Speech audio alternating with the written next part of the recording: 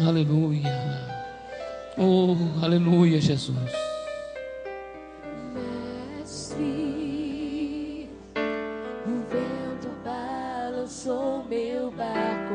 Mestre, estou à beira de um naufrágio. Mestre, será que não vê? Será que eu vou perecer? Sinto na pele o frio deste vento. Chego a crer que não estás me vendo. Lembro que estás logo ali na proa do meu barco a dormir. Eu sei que não estou só e já posso crer que amanhã vai ser bem melhor. Só porque estás comigo eu posso amar. Eu acredito, eu não vou naufragar. Só porque estás comigo eu posso amar.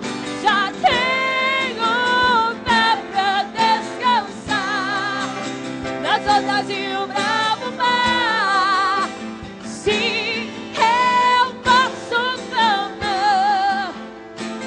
Mestre, vem me ajudar.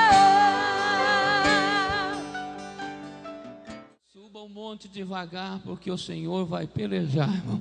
Mas você tem que subir, viu, irmão? Tem gente que fica deitado esperando o Senhor trabalhar. O Senhor não vai trabalhar. Se você não subir o monte, você não vai ver a vitória de Deus. Para você ter vitória, você tem que olhar no olho do Golias. Você vai ter que enxergar o Golias de frente, assim. Não tem como correr, irmão. Você vai ter que correr, você vai ter que enfrentar o Golias. Você tem que subir. Não tem outro jeito. Você tem que, às vezes, entrar dentro da fornalha, porque às vezes Deus nos livra dentro da fornalha. E é difícil, né, irmão? Você já sabe onde é que Deus quer te livrar? Pergunte para o seu irmão, você sabe onde é que Deus quer te livrar, irmão? Você sabe onde que Deus quer te livrar? Deus pode. Você acha, olha para cá que eu vou dizer algo a você antes de nós ouvirmos as crianças louvar Jesus, mas o que você acha que os 3 jovens pensavam quando viram a fornalha acesa? O que vocês acharam? Vocês acharam que os 3 conversaram dizendo assim: fica tranquilo, nós vamos entrar lá dentro, vamos dar uma voltinha lá dentro, vai ser maravilha, fica em paz, vai ser. Você acha que eles pensaram isso? Nada, irmão, eles oraram e eu tenho certeza do que eu estou falando a você, que eu penso, posso estar errado, mas eles oraram e falaram assim: fica tranquilo, irmão, Deus vai livrar nós de lá, irmão. A hora que nós chegar lá, aquilo lá vai virar gelo. A hora que nós chegar lá, esse negócio não vai nem esquentar, fica tranquilo, nós não vai nem chegar lá. Eles acreditavam assim, não era, irmão? Você acha que não? Você acha que quando Daniel caiu na cova do leão, ele achava que ele ia sentar lá e o leão ia... Não, ele achava que Deus ia livrar da cova. Mas Deus tem os seus planos e os seus projetos, porque o maior é o milagre de quando Deus livra dentro da cova, né, irmão? Maior é o milagre quando Deus livra dentro da fornalha. Mais difícil para nós, mas Deus jamais, uma coisa eu vou dizer a você, jamais Deus vai te encorajar dizendo assim: fica tranquilo, meu servo, eu vou colocar você dentro de uma fornalha de fogo, vou mandar aquecer 7 vezes e depois vou dar o livramento. Jamais Deus faz isso. Deus vai te animando, né? Te animando, mas não te diz para você não desfalecer na fé, senão você corre antes da hora. Então a Bíblia diz que Deus tem a sua maneira de trabalhar na nossa vida, mas o propósito de Deus na nossa vida é como a pregação que nós ouvimos ontem à noite. Deus quer nos ensinar através de tudo que faz. Deus nos ensina através da nossa luta. Olha cá para cá, as crianças vão cantar, mas olha, se você estiver passando uma luta e uma dificuldade, e você não aprender, escute o que eu vou dizer a você, se você não aprender, você vai voltar a passar ela de novo, viu? Deus nos ensina assim, ensina, nós passamos uma vez, se nós aprendermos e tirarmos de letra, pronto, está resolvido o problema, e aí a segunda fase. Se você não aprender, irmão, e se você estiver no deserto, e falta água, e você murmurar, vai faltar água de novo. É assim que funciona. Se você estiver no deserto e faltar pão, e você murmurar, pode ter certeza, vai faltar pão de novo. Quantas vezes faltou pão para Israel? Quantas vezes murmuraram por causa de água? Quantas vezes Israel foi provado por causa que murmuraram?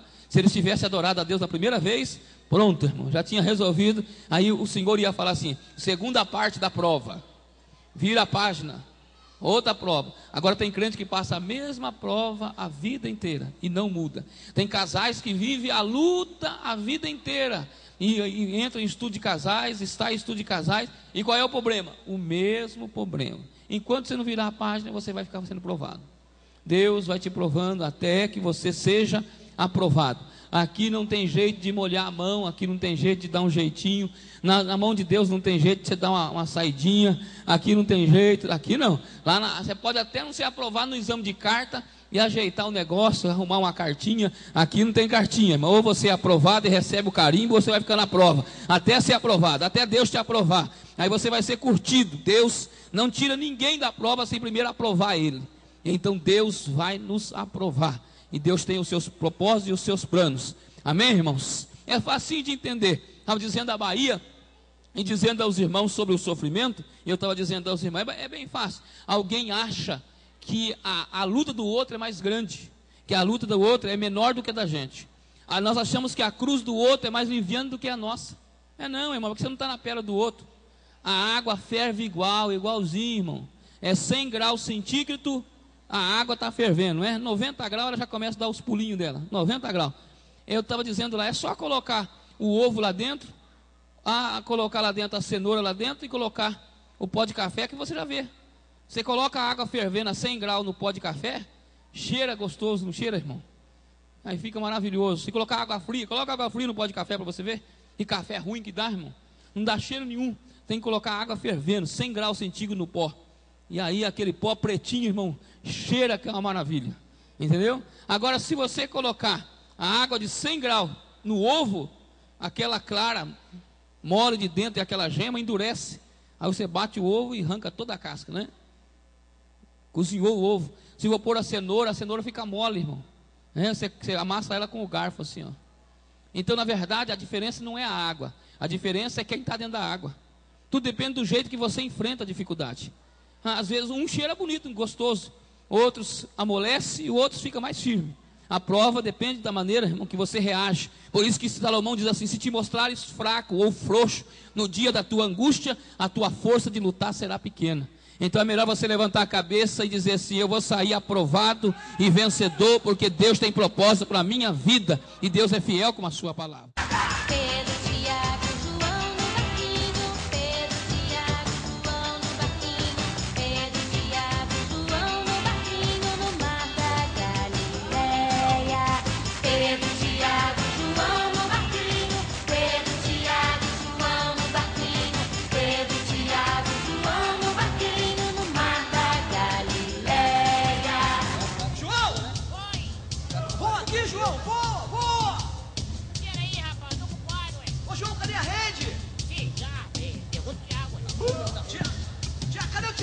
Jogaram a rede, mas não pegaram peixe. Jogaram a rede, mas não pegaram peixe. Jogaram a rede, mas não pegaram peixe no mar da Galileia. Jogaram a rede, mas não pegaram peixe. Jogaram a rede, mas não pegaram peixe. Jogaram a rede, mas não pegaram peixe no mar da Galileia. Tiago, cadê o peixe? Assim não tá dando. Ô, João! Ai, meu Deus do céu. Rapaz, esquece de onde? O mestre mandou jogar do outro lado. O mestre mandou jogar do outro lado. O mestre mandou jogar do outro lado no mar da Galileia. O mestre mandou jogar do outro lado. O mestre mandou jogar do outro lado. O mestre mandou jogar do outro lado no mar da Galileia. Pedro, joga a rede do outro lado. Joga a rede do outro lado, Pedro. Tá bom, tá bom. Puxaram a rede cheia de peixinhos. Puxaram a rede cheia de peixinhos. Puxaram a rede cheia de peixinhos no mar da Galileia. Puxaram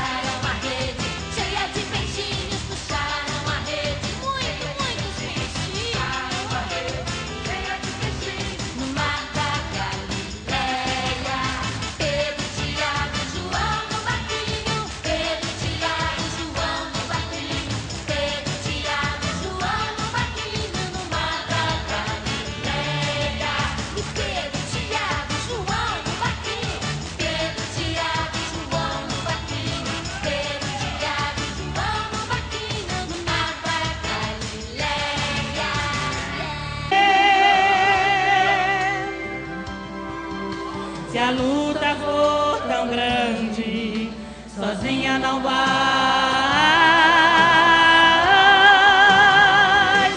vencer.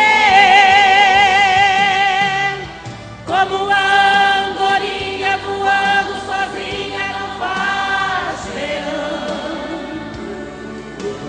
Como um barco à deriva sendo açoitado pelos vendavais. Assim é a nossa vida quando vem a luta, nos falta fé.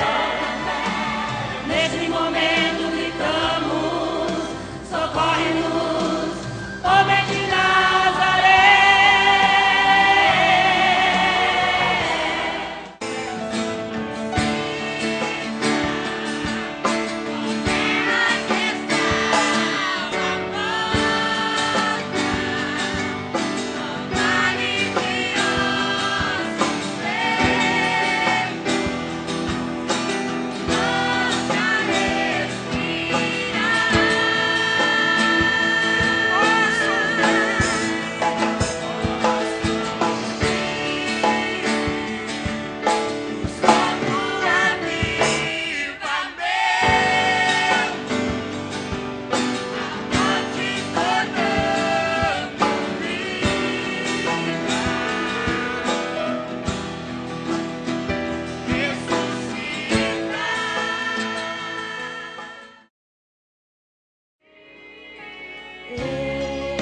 Estou no meu jardim, tranquei a porta e abri meu coração. Reguei minhas raízes com minhas lágrimas, gotas de adoração. Senhor, não quero que os meus olhos percam o brilho do primeiro amor por ti. Não quero que em mim se perca o desejo de te adorar.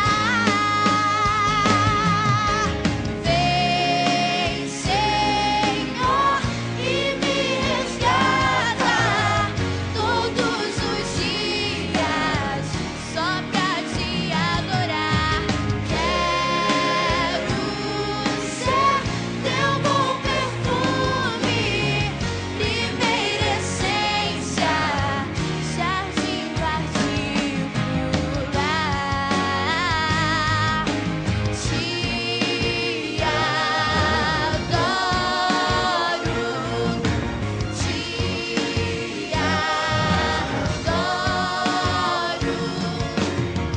Vem sobre mim, Senhor. Vem sobre mim, Senhor. Senhor, vem, Senhor. Eu te adoro, meu Senhor.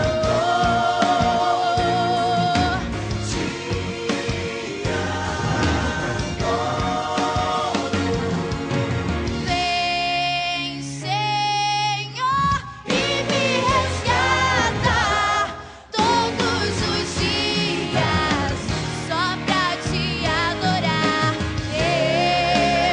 Eu quero ser teu bom perfume, primeira essência, jardim particular. Jardim particular.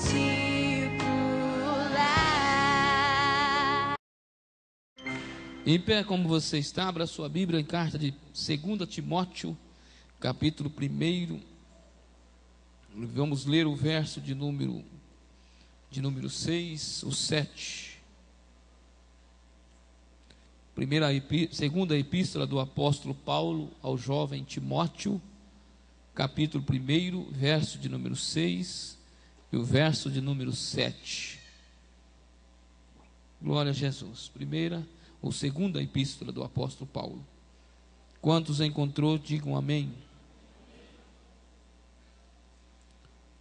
Porque cujo motivo te lembro que desperte o dom de Deus que existe em ti, pela imposição das minhas mãos.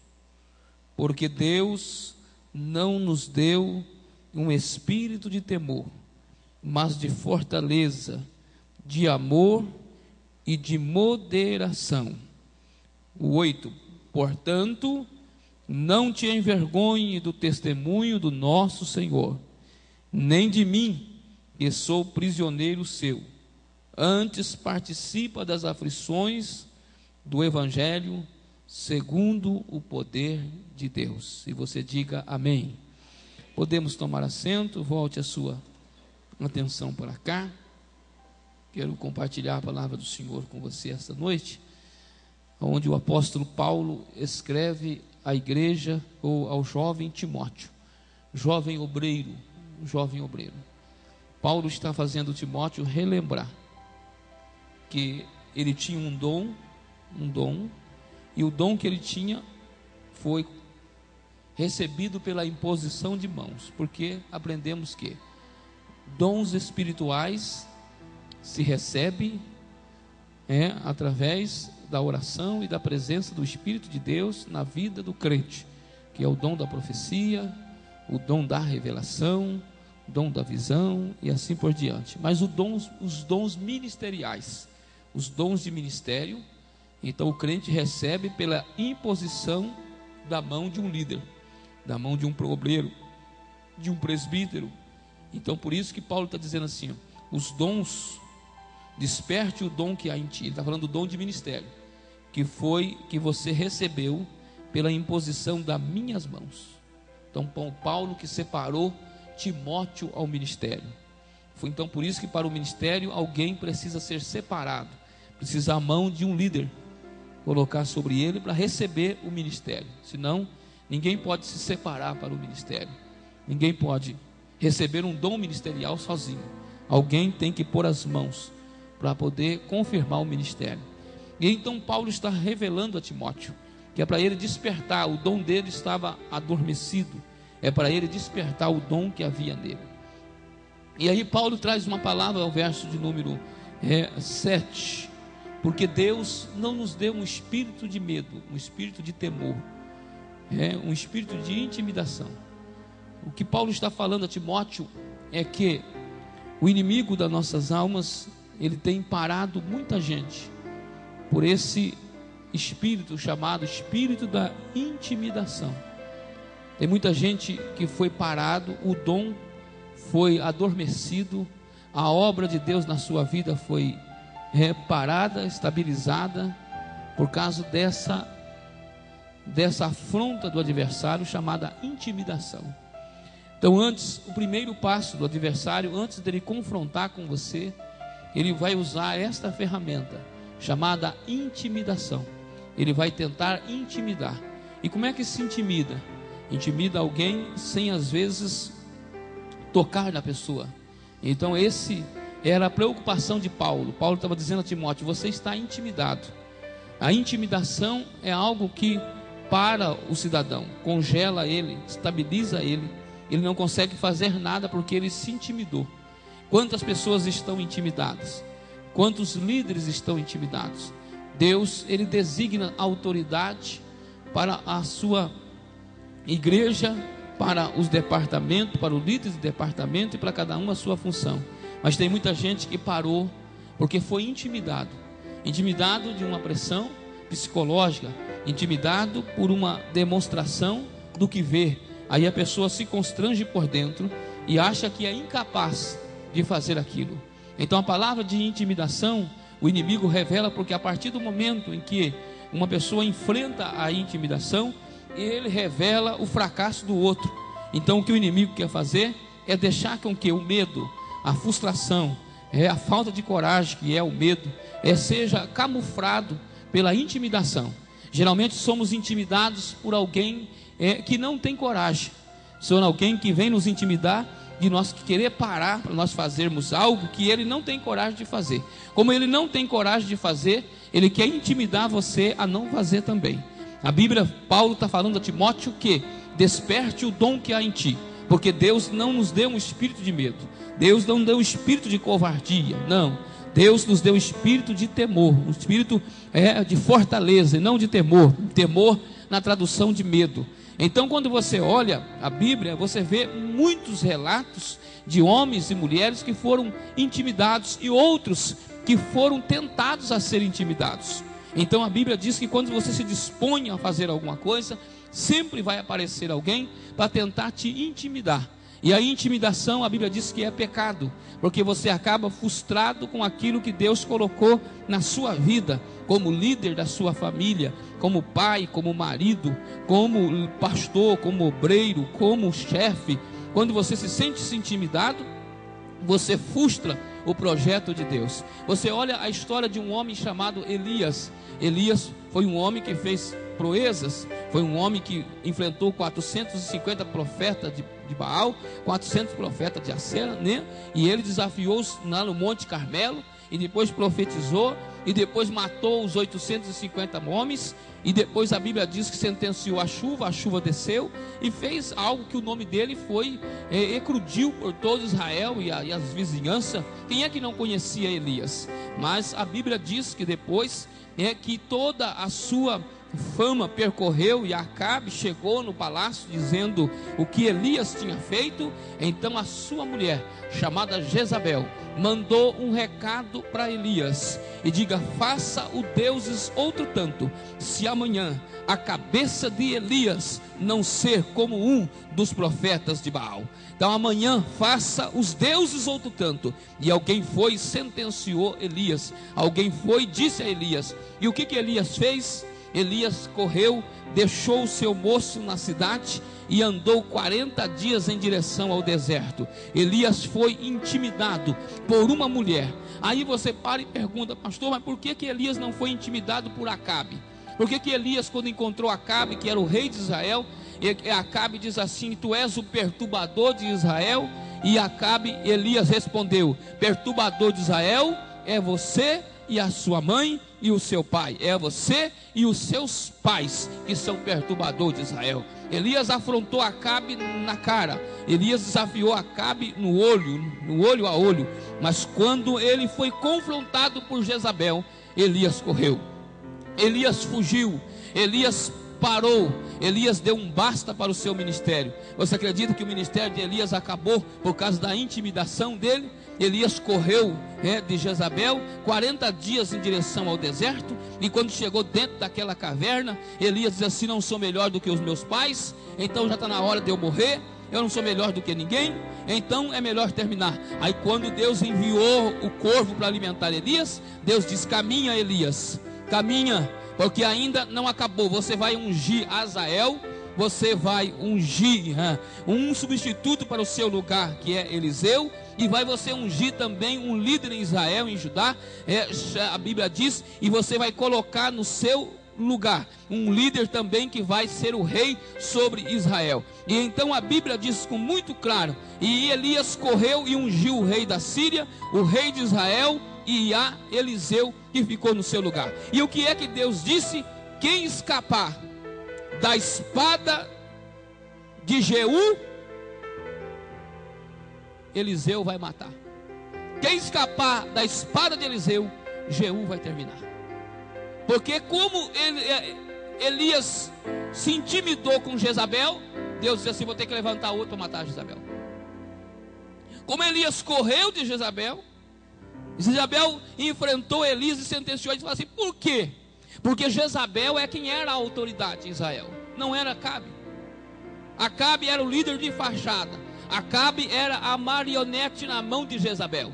Acabe era somente o brinquedo em que Jezabel usava, aqui na verdade o comando, porque tudo que os 450 profetas e os outros 450 que Elias matou, não adiantou. Jezabel continuou e reedificou o trono de Baal dentro de Israel, que precisou depois fazer uma limpeza. Quem exterminou, na verdade, os ídolos de Israel foi Jeú. Jeú, a Bíblia diz lá em 2 Reis: e então Jeú exterminou ali o domínio de Baal em Israel. Sabe por quê? Porque quando Jezabel apareceu em cima, que Jeú saiu correndo em direção aonde Jezabel estava, e que Jezabel ficou sabendo que Jeú estava indo, e ela mandou o mensageiro dizer: quem é que vem? E ele diz assim: olha, vem um louco dirigindo a carruagem de guerra. É um louco. E aí então Jeú já tinha matado todos os sacerdotes de Baal, já tinha limpado a casa de Jezabel, e agora correu para cima de Jezabel. E quando ela viu que ele vinha vindo, ela perguntou: quem vem? Aí alguém diz assim: pela maneira de dirigir o carro, deve ser Jeú. Deve ser Jeú pela maneira de dirigir o carro, que dirige como um louco. E quando ele parou embaixo, Jezabel saiu de cima, se pintou os olhos, pintou o rosto, se arrumou o cabelo e tentou jogar um charme em cima de Jeú. E então ela apareceu na janela e diz assim: não é Jeú? Não é Jeú? Contente agora, Jeú? Satisfeito agora com o que fizeste, hein, Jeú? Fizeste? E aí os dois homens que estavam do lado dela, os dois que acompanhavam ela, que era quem trazia os cuidados dela, apareceram na janela junto com ele. E então Jeú diz assim: quem é por mim? Se é por mim, jogue ela. Aí os dois pegou ela e jogou de cima para baixo, e a Bíblia diz que ela caiu, morreu na queda. Ele passou por cima do corpo, subiu as escadarias, comeu e bebeu, e depois diz assim: vamos enterrar, porque esta também era filha de rei. Vamos enterrar. Quando saíram para enterrar, os cachorros, os cães tinham comido toda a carne dela e tinham deixado somente a palma da mão e a planta dos pés, para cumprir a palavra do profeta que tinha sentenciado a respeito de Jezabel. Mas quem matou Jezabel? Jeú, porque não foi intimidado pela vida daquela mulher. E a Bíblia diz que Jeú exterminou todo mundo, e Elias encerrou o seu ministério por causa da intimidação de uma mulher. Era para Elias olhar no olho de Jezabel, como desafiou os 850 profetas, e desafiar. Mas uma mulher parou o ministério de Elias. Quem quer parar, irmão, sempre o inimigo vai intimidar você a parar. Sempre ele vai achar que você não pode. Ele sempre vai levantar alguém para te afrontar. Ele sempre vai achar alguém para tentar te dominar. E isso, irmão, é muito comum. Quando alguém tem um triunfo na mão, tem gente que vive debaixo de uma intimidação, de um medo. Tem gente que vai sendo julgado por causa de quê? De um pouco de dinheiro, de um bocado de pão.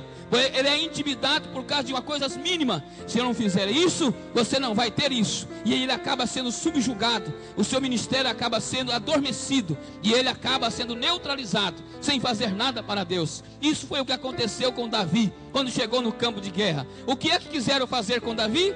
Intimidar Davi. Quem tentou intimidar Davi? O seu próprio irmão. Por quê? Estava com medo. E se Davi aceitasse o desafio, ia revelar o medo dele. E ele era guerreiro. Eliabe era guerreiro. E Eliabe não queria que Davi se despertasse, porque se Davi se despertasse o dom que estava nele, ia parecer que ele era medroso, ia parecer que ele era guerreiro, mas não tinha coragem de lutar com Davi, com Saul. E o que Davi fez?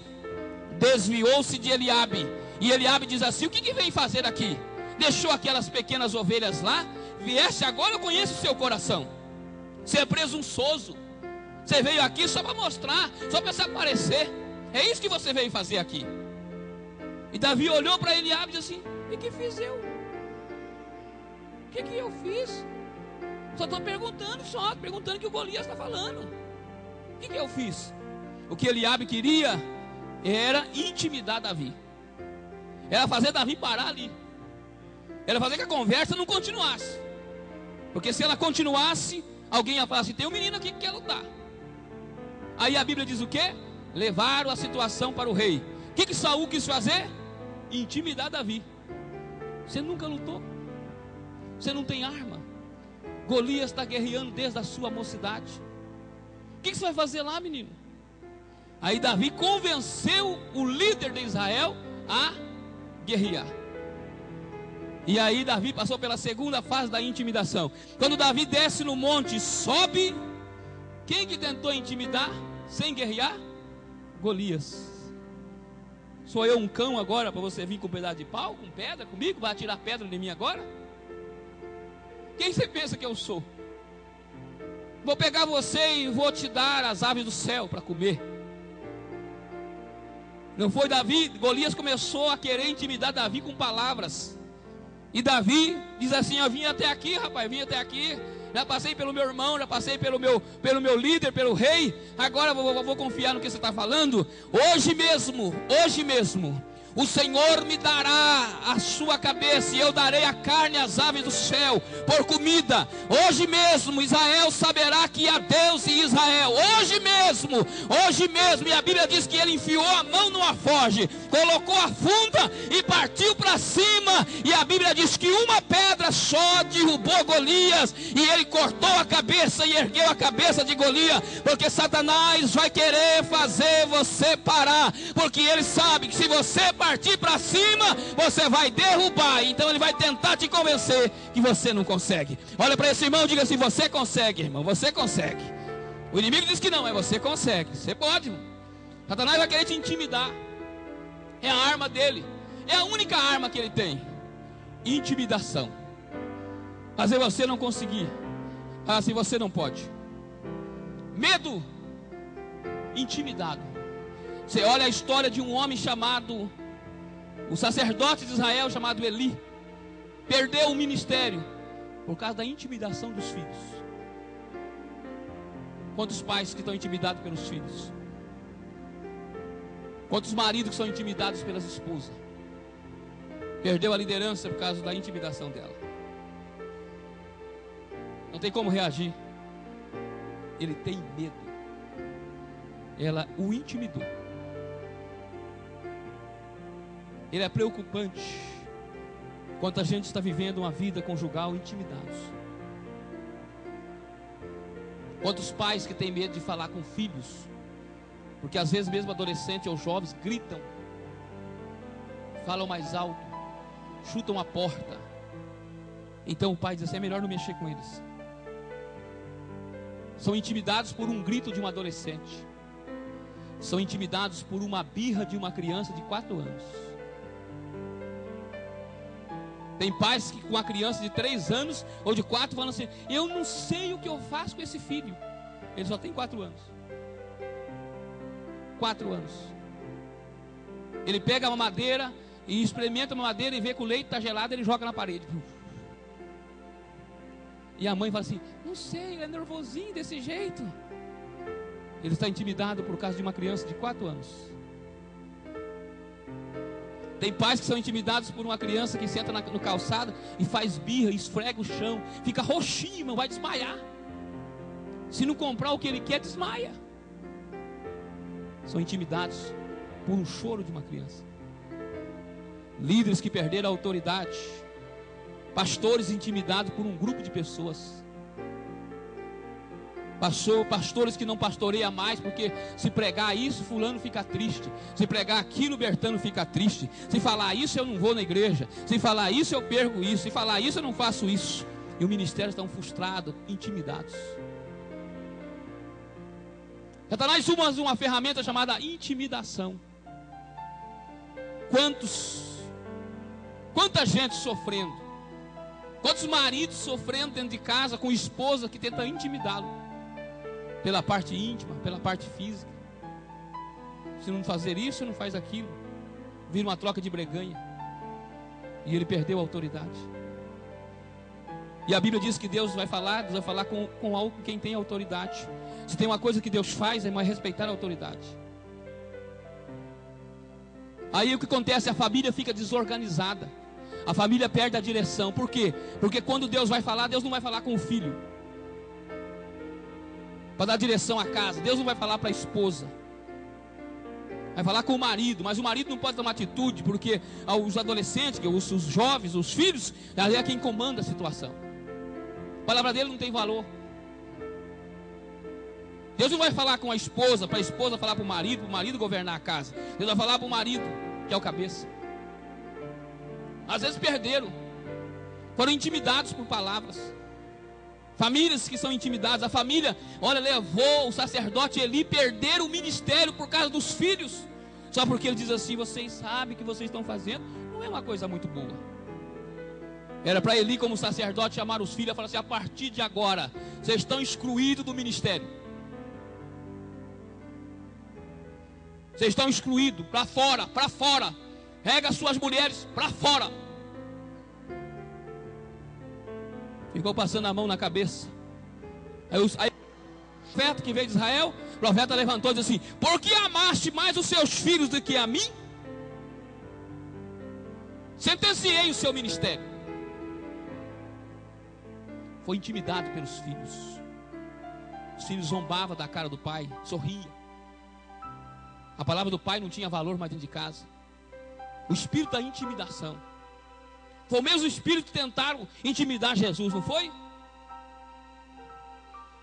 O mesmo espírito que tentou intimidar Jesus quando Pilatos diz assim: não sabe quem eu sou? E Jesus olhou para Pilatos de baixo para cima, de cima para baixo. Eu tenho autoridade para te livrar. Eu tenho autoridade para poder te soltar. E você não me diz nada? E Jesus diz assim: nenhuma autoridade teria se dado se de cima não lhe fosse dado. O que não funcionou com Jesus foi a intimidação. O que não funcionou com Jesus foi tentar intimidá-lo. Jesus não tinha negócio de intimidar, não. Pegou um chicote e entrou dentro da casa do Senhor e virou as mesas dos cambistas e rodou o chicote e diz assim: não faça da casa do meu pai lugar de comércio, lugar aonde se rouba a casa do Senhor. Não se faça isso. Se tinha uma coisa que Jesus não aceitava, era ser intimidado. O que não funcionou com Jesus foi essa ferramenta de Satanás chamada intimidação. Quanta gente intimidada, quanta gente subjugada, irmão. Porque ele acha que se ele não fizer aquilo, ele não consegue fazer mais nada na vida. Aquilo lá vai subjugando, intimidados pela opressão do patrão, pela opressão de alguém que está dominando. Satanás tem uma ferramenta chamada de subjugação.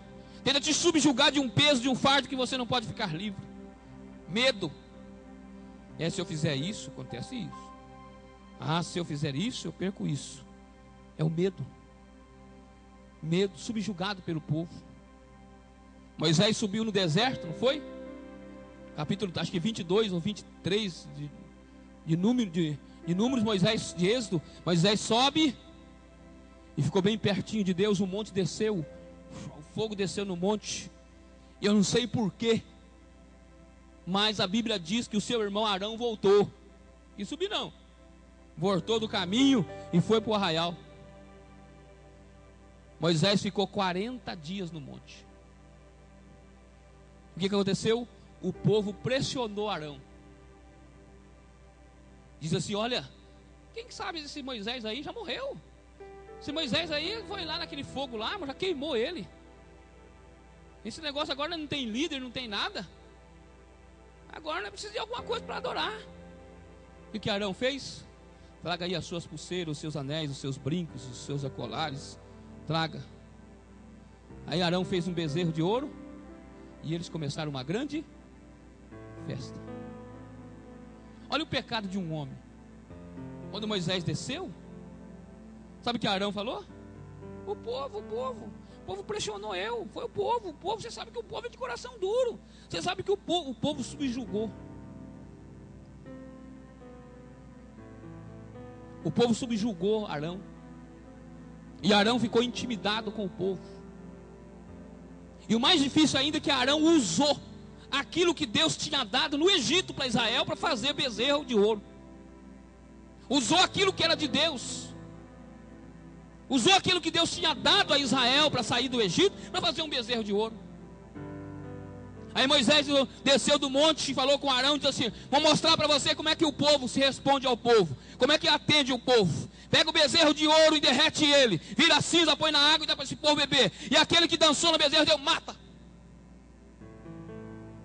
Moisés era líder, irmão. Tinha esse negócio não de intimidade, já se vai morrer, tem que pegar primeiro. Esse negócio de ficar falando, intimidade por palavras, intimidade por atitudes, intimidade por e-mail, intimidade por tanto tipo de palavra, isso é a ferramenta de Satanás. Isso é a ferramenta do diabo. O diabo quer parar você, mas o Espírito de Deus que está na nossa vida não é um espírito de medo, é um espírito de fortaleza. Nós podemos superar qualquer coisa, porque o Espírito de Deus está em nós. Tem gente que parou, adormeceu o dom, está intimidado com a situação. Vive de medo, debaixo de uma opressão. Ele acha que é aquilo ali. Se ele sair daquela casinha, ele vai morrer. Se ele sair daquele emprego, vai passar fome. Aí tem que escutar tudo do patrão. Do zombaria, palavrão, desrespeito. Paga quando quer. Todo mundo pisa. Depois chega a igreja humilhado, cabisbaixo, dizendo: não aguento mais. Deus não nos deu o espírito de medo, mas o espírito de fortaleza. Deus nos deu o espírito de coragem. Meu patrão um dia olhou para mim e disse assim: a igreja sua, porque eu disse para ele que eu não podia trabalhar no domingo, que eu tinha um trabalho para fazer. Ele disse assim: a igreja sua não vai cuidar dos seus filhos. Falei: a igreja não, mas o Deus que é dono dela vai. O Deus que é dono dela vai. E você tem que pesar o que você está falando, porque o mesmo Deus que pode prosperar a minha vida pode fechar esse negócio. O que você não pode deixar ser intimidado, subjugado, pisado, rebaixado, humilhado. Por causa de quê? Por causa de um bocado de pão. Por causa de que você é crente. Por causa de quê? Porque se alguém não te ajudar a pagar o aluguel, você vai ficar aí. Você precisa orar e aprender que o Espírito de Deus está na sua vida. Deus te deu autoridade para poder resistir. É mentira do diabo que você não pode. Você pode, você tem condição. O Espírito de Deus está em você. Você tem condição de superar. É mentira. Você nunca vai conseguir. A primeira ferramenta de Satanás é tentar intimidar você por medo. Elias correu, Jeú matou Jezabel. E qual a diferença de Elias e Jeú, irmão? Quem é que ungiu Elias? Jeú? Elias. A autoridade que estava em Elias era maior do que estava em Jeú. Mas Elias recuou, intimidou, correu. Jesus, os discípulos estavam brigando, eles estavam brigando. E aí dizia assim: eu sou maior. Eles iam andando para a ceia. E aí dizia assim: eu sou maior. Dizia: não, você não é maior não. Você não tem nada de maior. Eu que estou mais perto do mestre, sou maior. Aí começaram aquela briga para ver quem é que era o maior. Ao ponto que a mãe de um deles disse assim: quando o senhor chegar lá na glória, o senhor coloca uma à direita e uma à esquerda, os meus filhos no seu reino. Eles brigavam quem que era maior. Pedro foi tão ousado que Jesus reuniu eles e disse assim: olha, o Filho do Homem vai ser entregue, será preso, será morto, mas importa que no terceiro dia ressuscite. Aí Pedro saltou e disse assim: se isso acontecer, isso não vai acontecer, mas se acontecer, eu estou pronto, vou contigo até a morte. Jesus disse: Pedro, fala isso não, Pedro. Você não vai, Pedro. Você não aguenta intimidação, Pedro. Eu estou pronto. Aí Jesus pegou todos os discípulos na última Santa Ceia,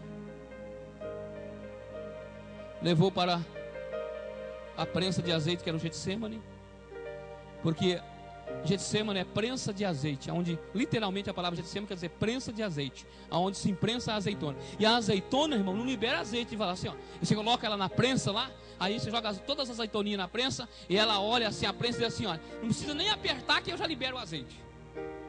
Já viu alguma azeitoninha falar isso, irmão? Você joga aquele monte de azeitoninha na prensa, e depois ela fala assim: não precisa nem apertar que eu já solto o azeite sozinho. Não solta não, tem que imprensar ela, irmão, para soltar azeite. A azeitona tem que moer ela para prensar azeite. E a Bíblia diz que quando Jesus foi para lá, o que Jesus fez? Foi sozinho para o Getsêmani? Foi não, levou todo mundo, os discípulos junto. Falou: vamos para a prensa para ver o que vai soltar de vocês. Vamos lá para a prensa para ver o que vai sair de vocês. Vamos lá para a prensa. E a Bíblia diz que Jesus orou 3 vezes e voltou. Jesus orou 3 horas aproximadamente, 1 hora cada vez, e voltou. E eles estavam dormindo. Quando terminou, Jesus disse: está acabado, vamos embora, já está aproximando o que vem vindo. Quando cercaram Jesus, um pequeno exército cercou Jesus, o que Pedro fez? Arrancou a espada porque tinha duas espadas, uma para Pedro e a outra para um outro discípulo. Pedro arrancou a espada e deu na orelha do soldado e já arrancou, o Malco já ficou sem orelha. Aí todo mundo diz assim: Pedro é corajoso. Mas por que será que Pedro fez isso, irmão? É porque Pedro queria mostrar para os seus companheiros que ele era o melhor, que ele era o melhor, que ele estava preparado. Aí Jesus disse assim: guarda a espada, Pedro. Pegou a orelha do soldado.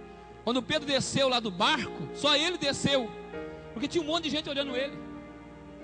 Os discípulos estavam tudo no barquinho, irmão, e o barquinho balançando para afundar, o vento assoprando. Apareceu Jesus, o povo tudo gritando que era um fantasma. Aí Pedro falou: Jesus, sou eu, não fica com medo não, sou eu. Aí Pedro falou assim: se é o Senhor, então manda eu ir também. Aí Jesus disse: então vem, Pedro. Aí Pedro pulou dentro da água e saiu andando. Por que Pedro fez isso? Tinha um monte de gente olhando, irmão.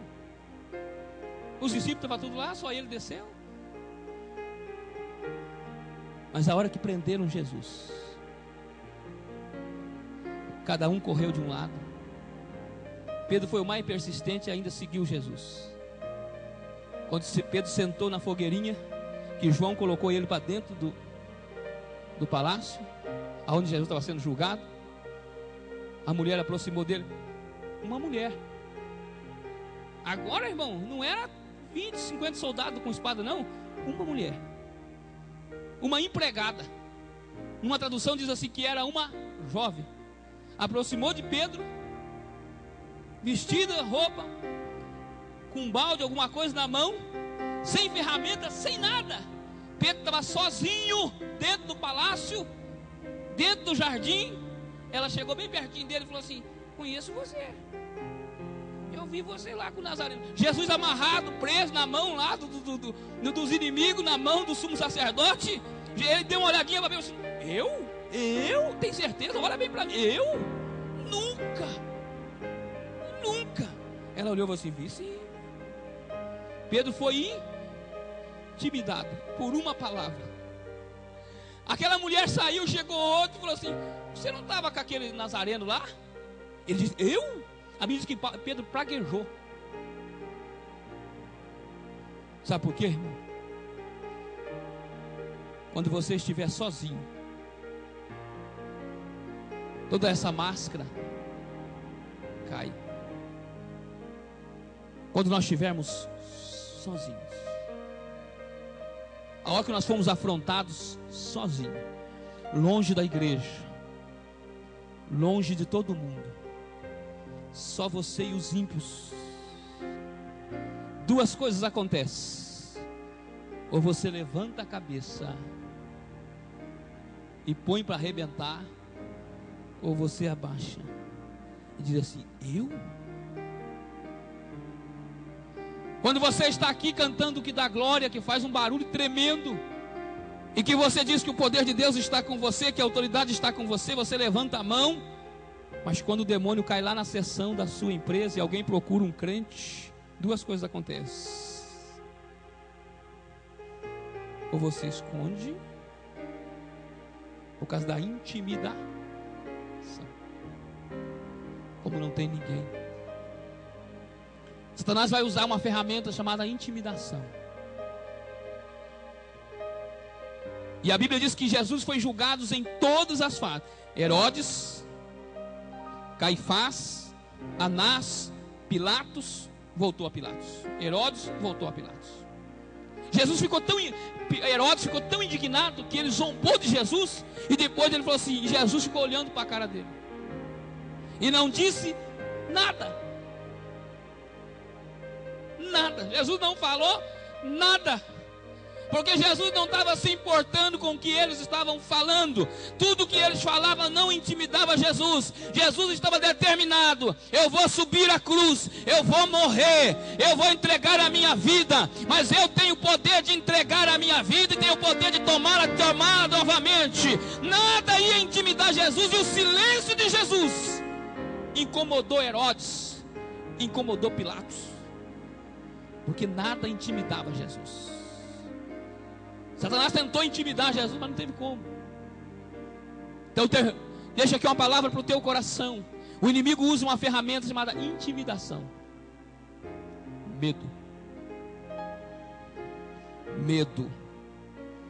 Tem gente que morre de medo. Tem gente que é intimidado por palavras. Tem gente que chora, entra em crise de depressão. Por quê? Porque o noivo fala assim: se não fizer assim, nós vamos terminar o noivado. Aí vira em choro, em pranto, fica tremendo, como se ele fosse o único homem do mundo. Aí fica aquela depressão, aquela angústia, não consegue mais nada, não consegue nem cultuar. Intimidado por palavra, intimidados por gestos. Golias não precisava dizer nada, só a vestimenta de Golias, que dava quase 100 quilos, olha, irmão, já dava para intimidar o cidadão. Só a armadura dele, 1,5 kg, só a ponta da lança. Já pensou? Era para intimidar o cidadão quando ele fincava a lança no chão. Era para intimidar. Davi nem olhou para aquilo. Davi zombou. Satanás tem tentado intimidar muita gente com palavras. Muitas igrejas, muitos líderes, muitos pastores são intimidados. É que se não fizer isso, nós não canta. Se nós não fizer isso, nós não faz. Se não fizer isso, eu quero ver como que faz. Faz porque a igreja é de Jesus, porque a igreja é de Deus, porque a igreja tem dono. E se você não fizer, Deus levanta outro para fazer no seu lugar. Aí tem gente que fica assim: não, se não fizer isso, se não fizer aquilo, se não der oportunidade para fulano, eu venho congregar, mas eu preciso congregar, mas eu preciso ter oportunidade. Se eu não tiver oportunidade, eu vou procurar uma outra igreja. Procure uma outra igreja. Agora vai intimidar, vai intimidando líderes, intimidando famílias, intimidando, irmão, muita gente. Quantas pessoas são intimidadas? Quantas pessoas são, irmão, começam a provocação? Até quando? Até quando vamos ser amedrontados? Até quando? Eu sempre lembro do pastor lá, que é meu amigo, meu companheiro. E quando o cidadão começou a tocar a buzina do lado da igreja, irmão, mas pensa numa buzina terrível, irmão. Eles bebiam, faziam churrasco e tocavam a buzina, e aquela buzina não escutava mais nada. Ele ligava o som que ninguém ouvia mais nada dentro da igreja, o som entrava dentro da igreja. Aí o pastor um dia disse assim: ele vai tocar só até o dia que eu não estiver aqui, porque o dia que eu estiver aqui, ele não vai tocar mais essa buzina. E os irmãos falaram assim: pastor, não adianta nada. Aí deu certo que um sábado o pastor estava lá e o negócio começou, irmão. O homem começou a tocar a buzina naquele carro, abriu aquele porta-malas daquele carro e começou a fazer aquele barulhão. A hora que terminou, porque não dava nem para falar no microfone, que não entendia. O pastor falou assim: fica de pé, os irmãos. Quem está tocando essa buzina vai tocar a última vez, porque a próxima vez que ele tocar nessa buzina ele vai morrer. Se ele morreu, eu não sei, mas que nunca mais tocou, não tocou. Mas vai orar, que essa é a última vez que ele toca, porque a outra vez que ele tocar, ele vai morrer. Fez uma oração, se ele creu ou se ele não creu, não sei, mas que nunca mais tocou, não tocou. Às vezes queremos ser intimidados, diante da circunstância, intimidados. Aqui não pode, aqui não dá, aqui não consegue. Aqui, olha, aqui funciona assim. Deus não nos deu um espírito de medo. Deus não nos deu um espírito, irmão, de covardia. Deus não. Nós não somos caranguejos que andamos para trás e achamos que estamos andando para frente. Nós não. Andando para trás com a cabeça para frente. Nós não. A Bíblia diz que esse espírito que estava na vida de Timóteo é um espírito de coragem, de vigor. Então você não pode ser dominado por um medo, um espírito de timidez, rebaixando, reconhecendo. Você é servo de Jesus. Dentro de uma casa deve Deus trabalhar com os líderes, e a Bíblia diz que ele deve exercer a função da qual Deus designou para ele fazer. Enquanto nós não assumirmos a posição que Deus tem nos dado, as coisas ficam difíceis. Então guarde uma palavra da parte de Deus. O que Deus quer que você exerça é o domínio que Deus tem te confiado. É que você não seja intimidado por palavras. É que você não seja intimidado pelo adversário. É que você não seja intimidado por atitudes do inimigo tentando fazer você ficar para trás, frustrar. Você não vai conseguir. Olha, você pensa bem o que você vai fazer. Olha, se eu fosse bem, eu pensava bem, fulano fez isso, deu para trás, Bertano fez isso, deu para trás, Ciclano fez isso, deu para trás. Aí você não acha uma palavra de alguém. Vai nessa tua força que o Senhor é contigo. Israel se intimidou.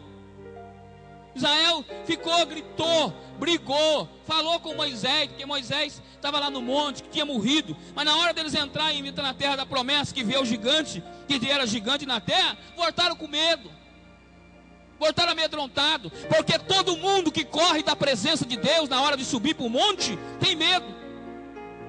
Na hora de subir para o monte, para chegar perto da presença de Deus, eles disseram assim: não, Moisés, é melhor o senhor ir mesmo lá, esse Deus aí é poderoso, esse Deus aí mata, é melhor o senhor ir falar com Deus e vir falar com nós não queremos chegar perto não. Todo mundo que tem medo de chegar perto de Deus, também tem medo da circunstância. Foi eles que foram lá e ficaram com medo de gigante. Quanto mais distante de Deus você tiver, mais medo você vai ter. Você não consegue enxergar a grandeza de Deus. Aí qualquer coisa para a sua vida é um assombro. Qualquer situação pequena da sua vida tira o sono. Você é intimidado por palavras, por algo que o médico te disse, por relatórios de exame. A pressão sobe, a temperatura abaixa, o sistema nervoso descontrola. Por quê? Porque o médico te disse uma palavra. Deus te deu coragem. Guarde uma coisa para me terminar. Ninguém pode morrer duas vezes. Você já viu alguém morrer duas vezes? Ninguém. Paulo diz assim: eu já estou morto com Cristo. E se você está morto com Cristo, Pedro estava vivo, ficou intimidado de medo de morrer. Depois que Pedro encontrou Jesus de verdade, Pedro zombou quando eles falaram assim: nós vamos te crucificar. Eles assim: só te for de cabeça para baixo. Não pode morrer duas vezes. Já estava morto. Depois que morreu uma vez, acabou. Não tem intimidação mais. Quem pode te intimidar? Quem pode te intimidar? Pega aí um crente, irmão, tenta intimidar ele. Ninguém consegue intimidar um crente, porque Deus é fiel com a sua promessa concernente à sua vida. Nada pode intimidar alguém que ora. Nada pode intimidar alguém que conhece a Deus de perto. Nada. Nada. Tente pegar aí, irmão, um cidadão e assaltar um crente, para você ver. Um crente que conhece a Deus de perto. Pensa, você vai ver. Pensa, o cidadão assaltou e puxou e disse assim: se apertar vai fazer um favor para Deus. Aí o outro assim: é louco, estou falando para você que é louco. E o crente ficou parado lá. Posso ir embora? Se você tem medo, ajoelha, irmão, já faz o sinal da cruz, irmão, já fica chorando. O irmão ficou de pé, irmão, com a Bíblia, e disse assim: se apertar o gatilho, faz um favor para Deus. Ninguém pode morrer duas vezes. Nada pode nos acertar se você estiver firmado na rocha que é Cristo Jesus. Jesus foi muito claro quando ele diz assim que nós precisamos ter raiz. Então toda situação você precisa chegar perto de Deus para você ter raiz, para que quando vier a tempestade você não ser arrancado, ser alicerçado, não ser intimidado. Não ser intimidado. Não. Você precisa crer e acreditar que Deus pode mudar a sua história. Deus pode trabalhar na sua vida. Deus pode mudar. E às vezes até mesmo os crentes tentam te intimidar. Até às vezes os crentes, eles tentam te intimidar. Até mesmo os crentes. Eu lembro quando pastoreei a igreja, que eu coloquei oração, os irmãos vieram para mim e disseram para mim assim: pastor, você não sabe o que é isso. Falei: o que, irmão? Ele falou assim: aqui não ora não. Não ora não. Esses irmãos moram longe, pastor. Eles pagam um passe de ônibus para vir na igreja. Não é igual aos outros lugares, não. Aqui não. Aqui cada um pega 2 ônibus para vir na igreja. E quem tem carro tem que pôr gasolina no carro. Por isso que o ensaio já é junto com o culto de ensino. As irmãs ensaiam, as crianças ensaiam no mesmo dia, e já é o culto de ensino. Agora o senhor diz que tem que orar? Eu falei: ué, irmão, se vocês não podem vir, Jesus vai mandar outro que vem. Ué, não, que não funciona. Eu falei: pode funcionar com você, irmão, mas vai funcionar com alguém. Se não funciona com você, vai funcionar com alguém. Aí, irmão, passou uns dias, nada, irmão. Só nós dois lá. A Elaine grávida de 9 meses, a luta, irmão. E nós lá lutando com Jesus. E tinha irmão que vinha intimidar e dizia para mim: independência ou morte? Eles não saudavam eu mais, dizendo assim: Pai do Senhor, irmão, tudo bem? Como que vai a congregação? Eles diziam assim: independência ou morte? Falei: independência e vida. Ficamos independentes de pecados e libertos da morte pelo Cristo Jesus. Irmão, intimidar. Quantos obreiros querem intimidar? Quer não? Aí chegou a hora de mexer no altar da igreja. O altar cabia 7. E a irmã passava de lado. A hora que eu, num dia de reunião, eu abri a boca e falei assim: irmão, eu vou mexer no altar. Irmão do céu. Ah, mexe não. O senhor nem sabe quem fez isso. Sou contra. Aí o outro assim: sou contra, sou contra. Falei: irmão, os irmãos é contra. Então, eu também sou contra. Deixa o altar lá. Um ano depois, de 7, tinha 13 no mesmo púlpito. O último que chegava não sentava. Aí levantaram numa reunião: pastor, o senhor não acha que tem que mexer no púlpito? Eu falei: não acho não. Eu acho que está bom demais. Eu acho que cada um deve chegar mais cedo. Eu acho que Deus está trabalhando. Tem uma coisa: se for para mexer agora, eu não quero. Eu não quero. E se vocês quebrarem, eu vou tirar foto. Quebraram, mas não fui eu. Ele dizia assim: irmão, Golias vai cair. Pode ficar tranquilo que Golias cai, irmão, cai. Aí o culto tinha 4 crentes, 5 crentes, eu e mais 5 crentes na igreja. Os músicos não aparecia um. Eu comprei 20 cadeiras e coloquei enfileirado. Falei assim: se eles não tocam, Deus vai inventar alguém que toca. Coloca a cadeira aí, não deixa ninguém sentar. Era uma luta com as irmãs que eram grávidas, quem sentou na cadeira, que era de almofada. Falei: ninguém vai sentar na cadeira, deixa ela vazia aí.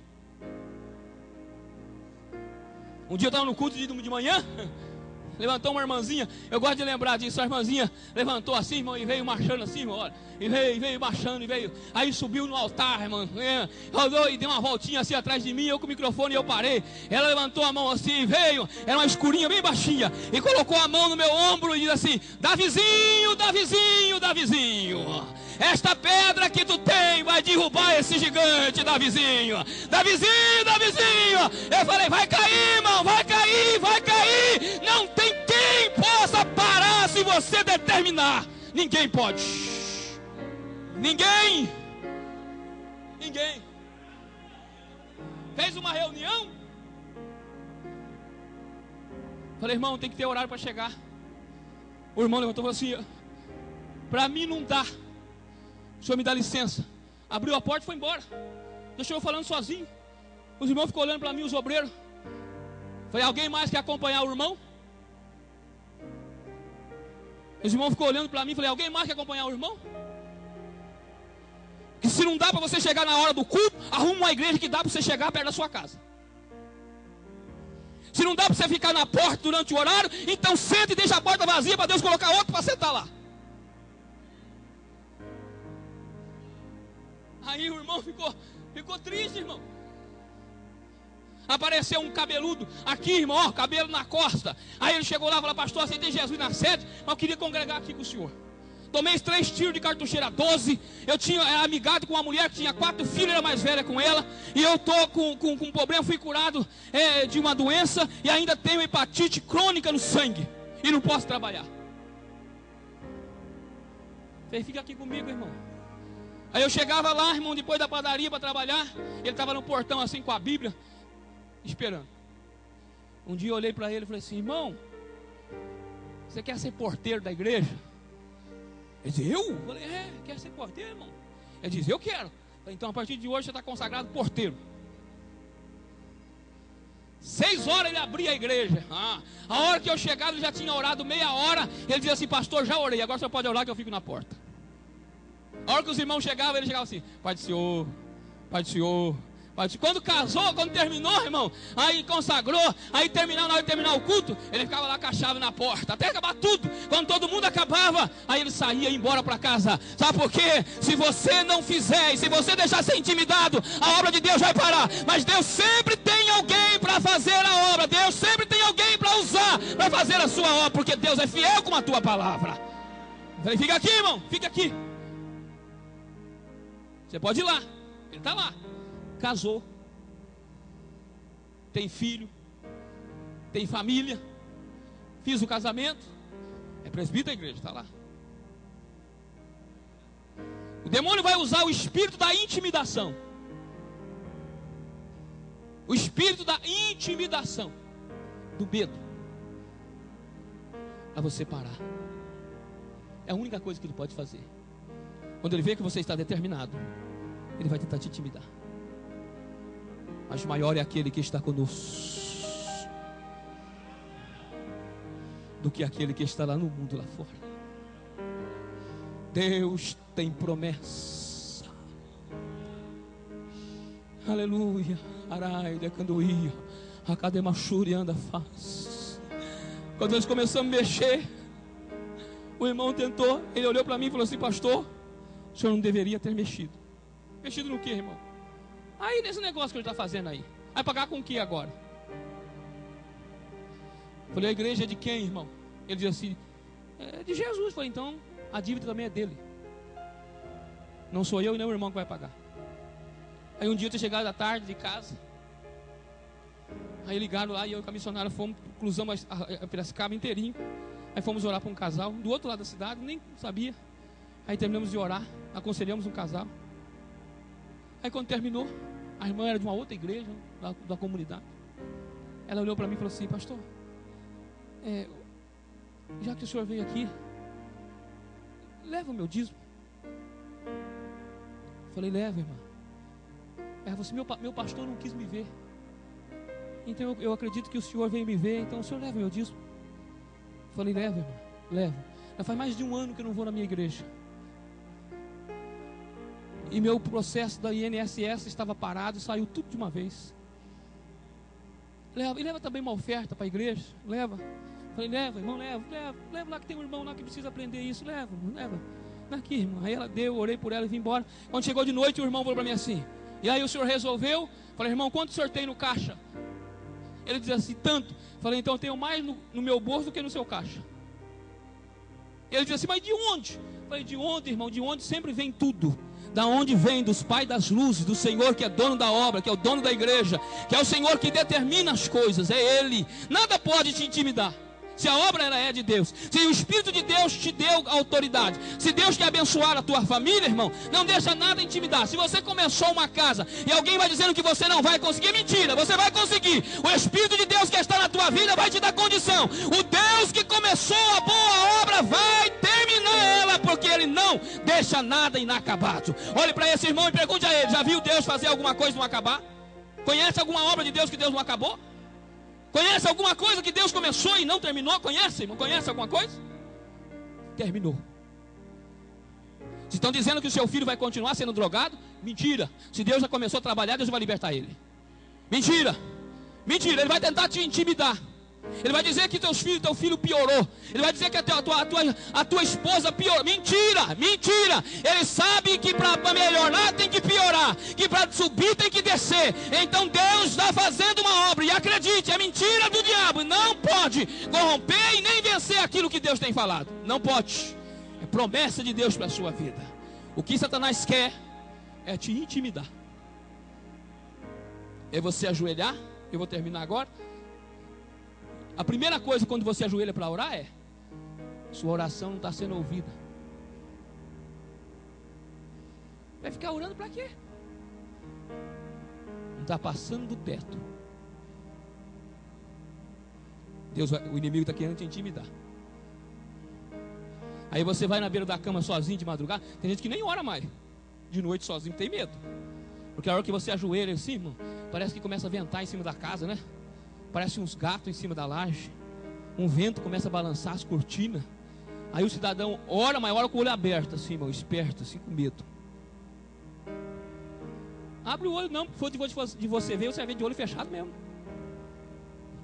Se for o inimigo, não adianta abrir o olho. Vai enxergar de olho fechado mesmo. Se for de ver, não tem como, pode de olho fechado mesmo. Não tenha medo. Ele não pode tocar em você, ele não pode relar em você, ele não pode fazer nada por você. Ele pode te intimidar, irmão, ele pode te intimidar. Intimidar, e eu termino, contei aqui isso aqui muitas vezes, mas às vezes quando você prega assim, e o Espírito de Deus faz você lembrar. Então eu digo, como diz Paulo, não vos canso de vos escrever e vos dizer as mesmas coisas. Eu lembro do pastor aqui, do Circuito das Águas, era um senhor amigo do meu tio, que já partiu para a eternidade. Era um senhor muito conservador, muito conservador. E o meu tio dizia assim, quando estava construindo a igreja do Belém, em Campinas, meu tio pregava no porão, e ele estava pregando no porão, quando ele testemunhou isso lá, e meu tio, isso não é um testemunho que eu ouvi alguém contando, eu vi da boca do meu tio narrando esse fato. O pastor contou na igreja em Campinas, e ele estava dizendo que a mulher dele não conseguia dormir, e quando a mulher conseguiu dormir, ela fez ele levantar, olhar quarto por quarto da casa para ver se tinha alguém que tinha entrado na casa, ou estava escutando barulho no corredor. Aí ele levantou, de tanta mulher insistir, ele levantou, foi lá, olhou o quarto das crianças, as crianças que ele falou, essas crianças eram de 20 anos, 25 anos, ele falou assim, era tudo criança. Eu fui olhar o quarto das crianças, aí estava todo mundo dormindo, e eu voltei, deitei, mas quando eu deitei, a mulher dormiu. Ela tinha que falar que tinha alguém. Falei, a mulher dormiu e eu perdi o sono. Ele dizia. E eu dormi o sono e fiquei. E daí quando eu fiquei acordado, comecei a ouvir barulho mesmo. Tinha um barulho no corredor. Falei, ué, mas será que a mulher estava certa? Tem gente mesmo. A hora que eu fui prestando atenção, os passos foi vindo em direção passou no quarto das crianças, olhou, deu a impressão que olhou no outro quarto, até que chegou no meu. Quando chegou no meu, foi um intuito, ele diz assim, eu levantei a cabeça para olhar para a porta. O cidadão estava lá, de paletó, bem vestido. E eu olhei para ele, falei, é ele, é o sujo. É o sujo. Já sabia que não era homem. E quando eu firmei para ver, ele sumiu em fração de segundo. Saiu da porta e já apareceu na beira da minha cama, na cabeceira da minha cama, e olhou para mim e nem a minha língua mexia mais. Nem a minha língua mexia mais. Não saía mais nada. Eu não mexia um dedo. Eu estou dizendo isso aos irmãos porque isso aqui é testemunho de alguém de experiência, de homem de Deus, não é menino, homem de Deus, ele diz. E ele diz assim, olha, não gosto do que você está fazendo lá com a igreja. Esse negócio que você está impedindo lá, também não gosto. E na época tinha lançado uma moda lá de uma sandália, não sei que sandália, era em 1970, 70 e pouco, ou 80. Ele diz assim, você está impedindo lá as crentes usar aquele negócio lá. É meu. Você fica falando aquelas coisas lá, não gosto de você. Aí ele falou assim, eu não mexi uma língua, irmão, mas eu fiquei tão irado, irmão. Irado como? Não mexi o dedo do pé, não mexi a mão, não mexia nada. E eu irado dentro, falei, ele é o sujo, ele tem a audácia de ficar na minha cama. E olhando para mim, falei, eu vou pegar ele. Aí dentro de mim aquela ira, e eu falei assim, eu vou pegar ele. Mas não conseguia mexer, eu comecei a dizer assim, o sangue de Jesus tem poder, o sangue de Jesus tem poder. Só na mente, o sangue de Jesus tem poder, o sangue de Jesus tem poder. Ele, mas não saía nada. E ele falando, aí a hora que saiu assim, o sangue de Jesus tem poder. E aí quando saiu, eu já saí para dar um tapa nele assim, ele desapareceu, já apareceu na porta. E eu corri atrás dele, os cachorros caíram, os lixos caíram. Falei, correu, né? Correu, porque a Bíblia quer intimidar. Mas a Bíblia disse, aí eu voltei para sala e ajoelhei e passei a manhã de oração, porque ele quer te intimidar, quer você parar. Aí ele diz assim, voltei para o altar da igreja, aí abri a boca mais grande. Falei, ele esteve lá e falou para mim isso, e agora eu vou aumentar mais. Ele quer fazer você parar. Sabe como? Por medo. E eu termino agora dizendo a você, você pode observar que agora não tem mais assombração, não tem mais milho em cima da casa, não tem mais copo que anda sozinho, né? Eu já fui visitar a casa que o copo andava sozinho em cima da mesa, assim, ia para lá, ligava o som, o carrinho das crianças funcionava sem pilha, era uma luta tremenda, tinha que ir lá orar. Agora não tem mais esse negócio de bater porta, de assombração, não tem mais, porque ele sabe que começar a bater porta, nós vai lá e nós faz um culto lá dentro, né, irmão? E canta e dá glória a Jesus e louva o nome do Senhor. Agora não vai. Agora quer pôr medo em você, intimidar você, fazer você recuar, fazer você voltar para trás. Chama espírito da intimidação, espírito do medo. Mas Deus nos deu um espírito de coragem. Para frente. Nós não voltamos para trás. De onde você está agora, irmão, onde você firmou a estaca, você não pode voltar para trás. Nem um passo, nem um pé, nada. Daqui para frente. Amanhã melhor do que hoje. Amanhã ganhando mais do que hoje, Timóteo. Amanhã, irmão, prosperando mais do que hoje. Amanhã mais crente do que hoje. Amanhã mais firme do que hoje. E o inimigo vai tentar parar você no grito. Fica ouvindo não, irmão. Olhe para cima, porque você sabe quem tem crido, e sabe quem te chamou, sabe quem prometeu, e sabe que é fiel com a sua promessa. Tem importância o que eu estou dizendo a você. Enraiza, e eu oro com você. Porque tem hora que você será intimidado. E ele não vai chegar numa hora que não, irmão, vai intimidar você no meio de todo mundo. Vai não. Ele vai chegar numa hora que você estiver sozinho, irmão. Nunca vai usar alguém para te intimidar. Ele vai tentar colocar a palavra na boca de alguém a hora que você estiver sozinho para tentar te intimidar. O Senhor dos Exércitos está conosco. Nada pode parar. Nada pode parar. Não seja intimidado por nada. Tentaram intimidar Daniel. Tentaram intimidar Sadraque, Mesaque e Abednego. E ele disse: se for para morrer na fornalha morreremos. Mas se Deus não quiser, Deus nos tira da fornalha. Se é para a fornalha, vamos para a fornalha. E a hora que abriram a fornalha, aí o rei diz assim: eu coloquei 3 e tem 4. E o 4 é semelhante aos filhos dos deuses. Chama os 3 para fora. Aí saiu Sadraque, Mesaque e Abednego. E o rei disse: em toda a província seja louvado o Deus de Sadraque, Mesaque e Abednego, que não há Deus como Deus. Se você não subordinar, Deus está procurando alguém que não seja intimidado. Não tenha medo do que possa fazer o homem, porque mata a carne e não sabe o que faz com o resto. Temei a Deus, que além de matar o corpo, lança a alma no inferno.